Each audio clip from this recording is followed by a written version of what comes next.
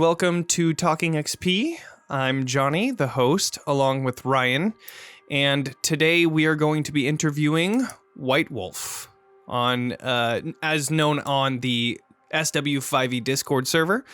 Today's topic will be SW5e and the Let the Sleeping Lugabra Lie, the little encounter that Whtwlf wrote and posted on Reddit, which that's where we ended up finding it. And yeah, so Whtwlf, how you doing today? I'm doing pretty awesome. I never thought my content would be seen by guys like you.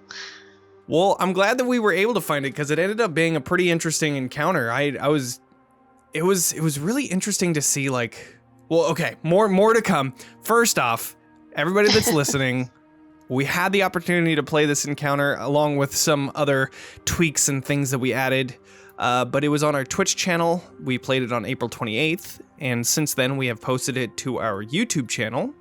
Of course, it was released on May the 4th, because what better day to do a Star Wars D&D one-shot than May the 4th? But it was a lot of fun, so I think you guys would enjoy it. Go check it out. We'll have the link in the description. But let's start talking about that stream. Did you end up being able to watch the stream? Now, unfortunately, you guys are in the Pacific time zone, so I wasn't able to watch all of it. And I was also out of pocket with my job for most of yesterday and up until I think about 5 a.m. this morning. So unfortunately, I have not yet been able to see it, which is kind of disappointing because I was super excited to see how you guys liked it. Yeah. Well, we'll have the YouTube link and we'll send it on over to you and you can take a look. I guess one of the things that I was saying earlier that I was really interested in is just the mystery behind why this ship was just in the middle of nowhere, in the middle of an asteroid field, really, and what ended up happening to it was really one of the coolest things that I thought was exciting about this kind of encounter. And moving around in space was pretty sweet. And then those weird creatures, that was one of my questions, is that like a Star Wars creature that you ended up making like a stat block for, or did you find it and then you just created the encounter around it? What was the whole thing with that? So I actually did some digging around through the Wikipedia articles, of course, because anytime you want inspiration, that's definitely the place to go. And so what ended up happening is I saw this weird creature, and I was like, it'd be really cool if I could make kind of a hyperspace encounter. Because initially, probably about, 6 months ago, I decided to make a D20 roll table of encounters in hyperspace, right? And one of the encounters was this. You find a derelict ship, you don't know what happened to it, but you as the game master know that, maybe something got loose or, something awful happened to the crew or both. And I was like, let me find a monster that can, tear through a crew and lie dormant in outer space, with those breached hulls for long enough for a crew like your own players to stumble across it. So that was the general idea behind it. And so I had never actually designed a monster before for any system. Interesting. And I hopped onto the Whtwlf8 Discord and I was like, hey, could you guys give me a hand? I've never done anything like this before, and they were so helpful, so helpful. I believe it was Aziz who gave me a hand. He sat with me for a few hours designing the stat block, and then started looking at maps like the scribbles in space, as you saw was noted in the handbook, and it all just kind of came together from there. Right on. That's cool. Yeah, I know that the Discord is super friendly. Like every time that I've interacted with any of the people there, they're super into it, and it's great. I mean, like, to have Star Wars be made in such a, obviously D&D 5e is one of the most popular D&Ds out there, and now connecting such a big universe to another literal big universe. It's just, it's great. And I think that that's one of the things that brings all of that Discord community together is the love for both D&D and Star Wars. So yeah, I think that if anybody else is listening, go ahead and check out their Discord. Like I said, we'll have all the information in the description, but like they're a pretty good group of people. Oh yeah, and very, very, very knowledgeable too. Yes, if you just have a concept for a campaign and need help filling in the blanks, those guys are there for you. How long have you been playing TTRPGs in general? Oh goodness gracious. I had actually never played a roleplay game until just before my deployment in 2018. And my brother ran, it was supposed to be, I think, Sunless Citadel as a kind of a one-shot, but my cousins and my siblings and I loved it so much, I think we played for about a week straight. Mm-hmm. And I was addicted from that point onward. And then, of course, when I deployed, I was like, I wonder if I could do this for the folks I'm out here with, because there's not a whole lot to do, and we're kind of bored, and you can play D&D or these sorts of tabletop games anywhere. So I did a Pokemon-themed one. Nice. And then when I got back, I was like, it would be really awesome if I could convince my friends who have never played before to do something Star Warsy, because they love Star Wars. And that was when the Mandalorian was really taking off. So now we're playing a kind of a, I guess the best way to put it is low magic setting. There's not a whole lot of Force user type stuff. It's mostly a bunch of guys trying to bumble their way through the corporate sector. Right on. That sounds like a lot of fun. And, I think it was 2018 was when Star/Wars5e actually came out with their first edition. And since then, it's just grown so much. We actually did an interview with Gallifile, the top guy of the SW5e Discord.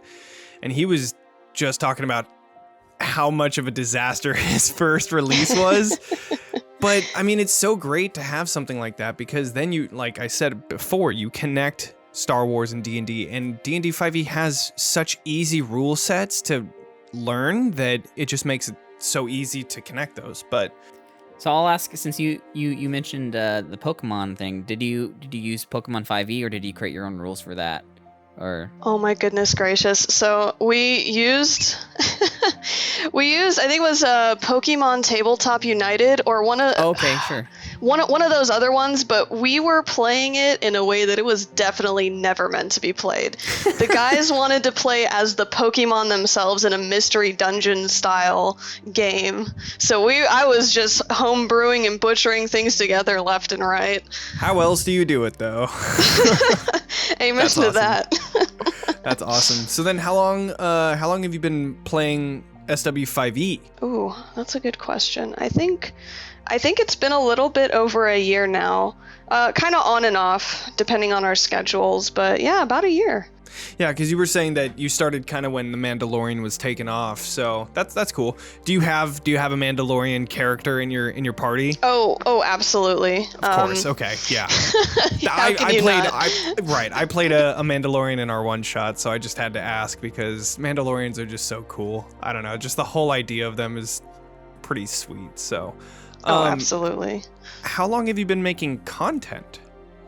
I know you referenced the hyperspace encounters, which is really cool that you did that. Something I just want to say before we get too far away from your specific encounter that we played was I was having an idea for a very similar one shot, and seeing that you had created something already made me really happy, because then it saved me a lot of work from designing a lot of what could happen. So that definitely was very helpful.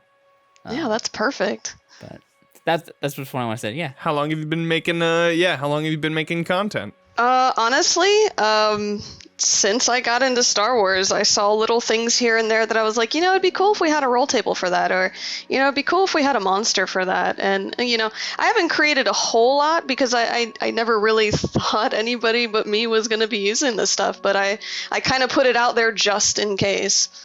Well, obviously somebody did, so Yeah. Keep doing it, Obviously we had a lot of fun doing it, so you got a good brain in your noggin there. I appreciate that. I might just have to keep doing it. Yeah, and you have a full Discord server that can help you out with that, so yeah, you got everything that you need. See, was the hyperspace roll table that you made, was it a D20 or was it a D100? Because I remember looking at it, but I can't remember how long it was. Oh. Ooh, it was a D100, and boy, that was so. a bear putting into Foundry, let me tell you. Oh, I bet. I've thought about making certain like an Underdark encounters thing and on the road encounters, and I get to like maybe 3 and I'm like, this blows. I'm done. But anyways, congrats to you for making one. Like that's a lot of work. And thanks. a lot of inspiration that you got to pull from, for sure. Oh, absolutely. I was looking at things like that old Microsoft game Freelancer, like all the little hazards you could run into space and all that kind of stuff. And of course, hyperspace encounters that you see in the movies or in the expanded universe. And of course, the D100 Reddit definitely helped as well. So then what inspired you to make this specific encounter? So for this one, I was just kind of like looking at some of the options I had on my table because, as everybody knows, you don't necessarily have to roll the D100. You could see something that kind of sticks out to you and you go, hey, that would be really neat. And as I was building that encounter table was about the time that I saw that Scribbles in Space map, and I was like, you know what, this is perfect. We could definitely do something like this on his map. And then, of course, I reached out to him and asked permission and all that stuff, and he was totally cool with it. Cool. Probably around the same thing as when we contacted you. You're like, yeah, let's do it. Yeah, exactly. Why not? How long did it take you to make this encounter? Oh, man. It probably took me a couple of weeks because I wanted everything to be as close to perfect as I could make it, because that's my thing. It's gotta be perfect. Of course. Even though this is my first time doing it and I have no idea what I'm doing and I'm flying by the seat of my pants, let me look at some other folks' one-shots and how they're designing it, how they're formatting it. Oh, GM Binder, never used that before. That's gonna be an experience. Yeah. Yeah, so there's definitely a learning curve with that kind of stuff for sure. Well, Johnny wasn't the one that looked at it. I was the one that, because I was running everything. But you did a really good job at formatting it. It was really clear, really easy to read through, so you did a good job with that. Well, thank you very much. Yeah, it definitely took me a minute, but I'm glad that y'all think it came out well. Yeah. So did you post this encounter anywhere other than Reddit? I do believe I posted it in the Discord as well. I believe it's actually pinned under the what was it? The I think that's where I found it initially, was through the Discord. Right, Adventures Already. That's what it was. Okay, right on. Well then, yeah, if anybody's listening and wants to do SW5e, check out that little server. What do you call those? The channel. There you go. Check out the channel and you can find some good stuff in there, including. But of course, we'll just link the Reddit post because that'll be easy to. Of course, yeah, it'll be really close or really easy to go to. But and they have all sorts of things. They have like a Lost Mines of Phandelver conversion or two, right. Edge of the Empire converted to 5e, like anything as a new GM that you could possibly need to get started, they've got it for you. I was talking to Johnny about how they have the Curse of Strahd that they're slowly working over. Yeah, which is really exciting because Curse of Strahd is. Oh, now that's neat. Curse of Strahd is Johnny's favorite campaign. So yeah, I bet you guys can't wait. Dude, that'd be so cool just to do like a Star Wars. Yeah, Darth Strahd. Right, yeah, I don't know what it is about it. It's such an interesting concept, just being trapped and having this like. Literally like Darth Vader basically owning you. It's nuts. Anyways. Okay, so here are some fun questions. What's your first memory of Star Wars in your life? Ooh, probably watching bits and pieces of the movies when I was a little kid. I wasn't super into it when I was younger. What I think actually got me into it was Knights of the Old Republic, the series, both of them. Got me really excited about it, and then they had that MMO that was coming out, and that got me even more excited. And then I started reading things like, that's another one, the Republic Commando video game. That got me really stoked about Mandalorians, and then it was just all downhill from there. Yeah, we're actually playing Knights of the Old Republic today. We're actually gonna stream it starting this evening, at least the day that we're recording this. That is, which is for the viewers at home. May. But yeah, Johnny's never played it. So I'm excited to see what he thinks of that. Oh man, if you love a good story-based game, you're gonna love it, Johnny. Oh, I do. I love story games. I feel like there was like a drought of story games past few years. You know, like I feel like a lot of, and it's gotten better since when I'm talking, but like ever since Call of Duty hit, all of it was all about like multiplayer and playing with friends online and stuff like that, and then it kind of just shifted away from story campaigns. Man, I was so sad. And then they started getting back into it, it seems, within the last few years. Like, anyways, we're not talking about video games. We're talking about SW5e here. No, but you hit the nail on the head. Yeah, story games. I'm excited for KOTOR. I've heard nothing but good things about it, and yeah, I'm pretty stoked. But so have you played a lot of the MMO then? In your time, or? No, because I remember I joined a group that was, super stoked for it, and that was back when they made the announcement, and it took, like 4 or 5 years for the game to come out, so kind of the attention of the group kind of tapered off, and I only ended up having a very small group of people to play with, so I kind of stopped playing after a little while, unfortunately. I totally understand that, because they announced the Avengers game that came out, this last years ago, and it took them forever, and all that hype just died away with it for the most part. Oh yeah, that'll kill a game. You know, a game had hype that didn't die away and that totally just shit the bed was Cyberpunk 2077. Oh, like, absolutely. Their release was so bad. Oh my god, it was so bad. It's a really great game. The story is great. If we're talking story games, I thought it was awesome. Just the mechanics, just so many glitches. My goodness. You could walk down the street and without worrying about something flying off in the distance. Right? Yeah, it was insane. Anyways, what is your favorite thing from the Star Wars universe?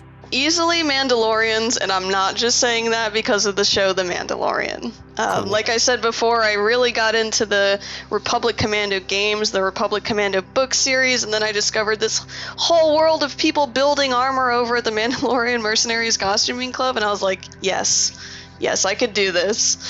It's absolutely my favorite part of the fandom. Yeah, I think that they're super cool. So do you have your own set of armor then? I'm actually going to be working on a kit this year.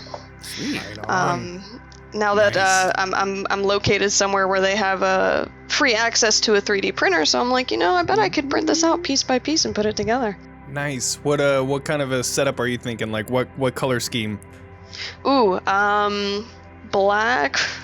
I think it's gonna be black for justice and blue for reliability. Cool. Right on. That sounds really sweet. That sounds so sick. Vega, the guy that I played, I just made him all black, but I made him like a rogue type, so it made sense with him just being completely black. Yeah, you gotta be stealthy, Exactly, so.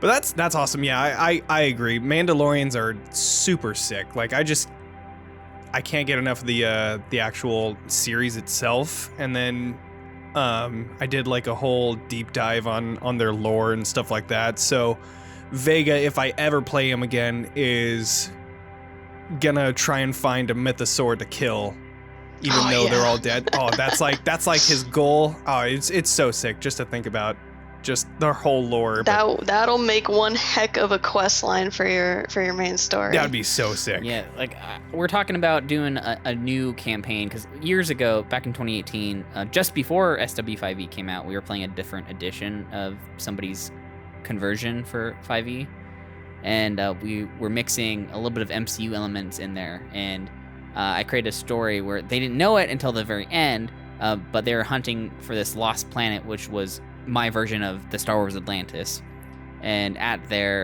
once they arrived there, they found out that there's these Infinity Stones that are out there in the world, so we did that. But if we did a new campaign, where I was going to go with that was, I'm going to set it like 300 years at least after the sequel trilogy, so it's far enough away from anything canon that we don't have to worry about anything like that, and then just go from there with whatever. That's always a really good way to do it, for sure. Well, if you lived in the Star Wars universe, what would you see yourself being or doing? Oh, I think you already know the answer. Mandalorian. I would definitely be a Mandalorian, probably something cool like a Beastmaster living on Duxon and, you know, trading exotic animals to be people's like hunters and pets, guard pets and whatnot. I think that'd be pretty neat. Of course, you got a bounty hunt on the side. You can't be a Mando and not bounty hunt, but that's probably what I think I'd be doing for sure. So then, do you feel like you kind of identify a lot with Din Djarin? Is that like your go-to character? Oh yeah. I think people just you can't not be kind of fascinated with that stoic warrior culture, you know. Yeah. Otherwise, people wouldn't be enamored with the Spartans or, you know, the Mandos. It's just there's something that draws you to people who can, you know, keep that chin up and muscle through, or just, you know, even just be determined enough to get through the crap that life throws at them, like having your sweet ride completely destroyed or your baby kidnapped. Yeah, definitely. Oh, I was gonna ask, what's your favorite expanded universe content? That's a hard question. I'm trying to read through the original Thrawn trilogy to see if I really like that. Are you talking strictly books or just all forms of media? Anything, yeah, all forms. Ooh, that's tough. I would say, and I know this isn't going to be an unpopular opinion, but I would say probably The Mandalorian is the most like together, well done, you know, amazing storyline, amazing sound design, amazing cinematography. They just got all the elements right in that. I think they did a fantastic job putting that together. But if we're talking books, that's tough. I'm still reading through some books for Expanded Universe. I haven't quite made up my mind on that one yet. See, I remember reading a while ago, and I've always loved this series since I was a kid, but I really love the Jedi Apprentice series about Obi-Wan and Qui-Gon, which was made for like young adults and kids. But I just love that dynamic between Obi-Wan and Qui-Gon, even though now it's not canon, but I've always loved that. And what did you say it was called? It's called Jedi Apprentice, and it's a Jedi Apprentice. Yeah, it's a series you can get them for not terribly expensive on Amazon, from just like old copies that people have. But it's a great series. It's a 19-book series. It's very, very small, like 120 to 200 page max books. And they're written for, you know, a younger audience, but they've always been very endearing to me. Just going through the struggle of Obi-Wan not being chosen by Qui-Gon initially, which is interesting, yeah. And Obi-Wan gets kicked out of the Jedi Order because he gets too old to continue his training, yeah. It's a whole thing that obviously doesn't have canon in it anymore, but... Why doesn't it have canon in it?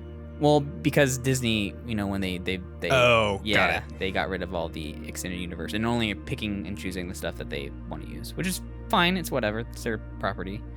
Yeah, I mean, I agree though with the Mandalorian. I mean, I'm not like the biggest Star Wars fan. I like it. I like the idea of Star Wars. I like, and I've said this to Ryan multiple times, I like shedding away from the Jedi. That's the stuff that I want to see, because we have 6 movies about Jedi. I want to see what's not about Jedi, and that's where The Mandalorian hits. It hits it perfectly, and there's a reason why everybody likes it, is because, like what you're saying, the sound is great, the visuals are great, the acting is great, everything is great, the writing is great, directing is great, all of it is just top notch, and that's why it's so good. And if they had just a little bit of that in the last trilogy, I think they could have done something crazy good. But yeah, I agree. The Mandalorian is definitely my favorite part of Star Wars so far. And I think you hit on something that probably isn't talked about a whole lot, but, you know, seeing something that isn't the Jedi. Because, you know, in the original trilogy, it was kind of like a low fantasy but in space type of thing, you know. Jedi were stronger than the average Joe, but they weren't like the way that we see them in the prequels or in the sequels, where they're these, they almost reach like an untouchable godlike status, where, you know, you have a Jedi fighting a TIE fighter, you know, one-on-one, or, you know, maybe even like being an amazing starfighter pilot like Anakin, where you're single-handedly taking out entire squadrons. Whereas when you see this poor little Mandalorian trying to fight just a walker, you know, with a whole village full of people, you're like, I can identify with that struggle. I'm not a super cool, amazing space wizard, but I could see having to fight through something like that. It's a little more relatable, you know? Yeah, definitely. I think that's I think that's where it comes from, is that it's like Jedi are like, I don't want to be a Jedi. I want to be a normal human, and I want to get through the normal things badass ways, just like a Mandalorian. Since we're just talking about the production design for Mandalorian, what's just so fascinating to me, because that's what got me into filmmaking with Star Wars to begin with. I started doing video work when I was 10 years old, and the first thing I learned how to do was how to create a lightsaber effect for a video, right? So it's so cool to see from the original films that came out, they were pushing technology beyond what was really capable for their time. And they were always creating these really stunning visual effects. And it's just cool to see that ILM, you know, Industrial Light and Magic, has continued to do that all the way up to Mandalorian, where they've designed this, you know, how they shoot the you know, the series. Yeah, that was really impressive how they did it. Yeah, how they have the backdrop that they can just slap in, basically do in-camera visual effects, which is so cool. I'm so excited to see that technology take off further, not only for just the future Star Wars projects, which now there's going to be so many, but, you know, for any Marvel projects, because you know that they're going to be doing that for Marvel now too, and all these other Disney Plus shows, and just in general for filmmaking in general. It's just going to make a lot of production a lot more streamlined, and I'm really excited to see all that content. That's what I was going to say, is that they can start popping these things out way quicker now with their, you know. In theory, yeah. But anyways, the last question that I have is, having made this encounter, let the sleeping Lugubra lie. Also, how do you say it? I say Lugubra. So I think we got it pretty similar. Okay, cool. So, with that being said, after making this encounter, do you have any plans for making other encounters or one-shots even for the, you know, for the future? I'll be honest, I really didn't before, but seeing how much you guys enjoyed it, I'm seriously considering it now, for sure. For sure. Definitely, yeah. Well, okay, so then if you do end up making it, you can always, we'll update this interview with, you know, wherever our listeners can support you and get your adventure that you do want to post, or even if it's another one of the D100 encounters list, if that's what you want to do, we'll even post that down below if you want us to put that there as well. I mean, yeah, I think that you should definitely make some more stuff. I think that's a great idea. That would be awesome. Cool. All right. Well, thank you all for joining us for this interview. Please check out SW5e.